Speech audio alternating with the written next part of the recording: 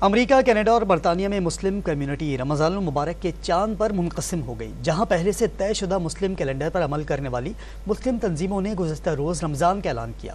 سعودی عرب، UAE اور قطر سمیت خلیجی ممالک میں بھی آج پہلا روزہ ہے۔ امام کعبہ نے حرم شریف میں تراویح کے بعد قبلہ اول کی آزادی کے لیے خصوصی دعائیں کرائیں۔ دنیا کے کئی ممالک میں ماہ مقدس کا آغاز ہو گیا۔